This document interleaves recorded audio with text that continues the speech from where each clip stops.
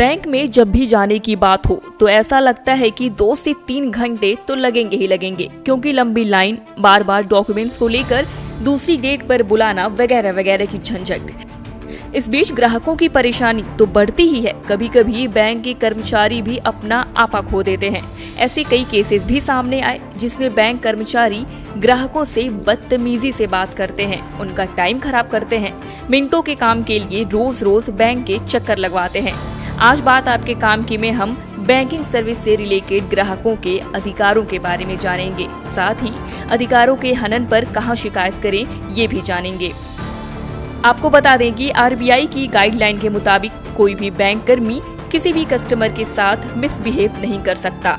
उसकी जाति, लिंग, उम्र, धर्म के आधार पर भेदभाव नहीं कर सकता, डरा धमका कर किसी कॉन्ट्रैक्ट पर सिग्नेचर नहीं करवा सकता, जबरदस्ती या बेवकूफ बनाकर किसी स्कीम में निवेश नहीं करवा सकता, ग्राहक को उसके खाते की जानकारी देने से मना नहीं कर सकता, ग्राहक की पर्सनल डिटेल्स को किसी दूसरे के साथ शेयर नहीं कर सकता।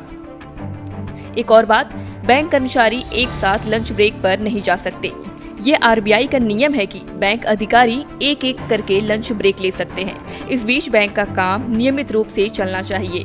ग्राहकों को घंटों इंतजार कराना नियमों के खिलाफ है। इसलिए अगर बैंक कर्मचारी लंच के नाम पर आपको घंटों इंतजार कराएं या काम में लेट लतीफी करें तो इसकी शिकायत आप कर सकते हैं। ग्राहकों की शिकायत दर्ज करने के लिए बैंकों में कस्टमर कंप्लेंट रजिस्टर होता है, जहां आप अपनी शिकायत लिख सकते हैं या फिर बैंक मैनेजर और नोडल ऑफिसर से भी कंप्लेन कर सकते हैं। इसके अलावा लगभग हर बैंक ग्रीवेंस रिड्रेसल फोरम की सुविधा देती है, यानी ग्राहक किसी बैंक कर्मचारी की शिकायत यहां भी दर्ज करवा सकते हैं। इसके लिए आप बैंक के ग्रीवेंस रिड्रेसल नंबर या मेल आईडी पर कंप्लेन फाइल कर सकते हैं। ये नंबर आपको बैंक की वेबसाइट से आसानी से मिल सकता है।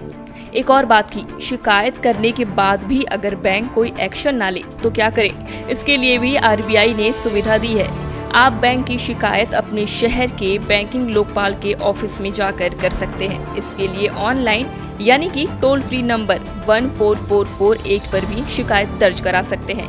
हालांकि इसके लिए भी कंडीशंस हैं, जैसे जिस बैंक से रिलेटेड समस्या है उस बैंक ने ग्राहक की समस्या रिसीव की हो और उनकी तरफ से 1 महीने के अंदर ग्राहक को कोई जवाब न दिया गया हो, बैंक ने ग्राहक की शिकायत ही खारिज कर दी हो या फिर बैंक ने ग्राहक को जो जवाब दिया हो उससे वह संतुष्ट न हो। इसके अलावा आप बैंक की तरफ से चेक कलेक्शन में देरी होने पर मुआवजे के लिए भी क्लेम कर सकते हैं।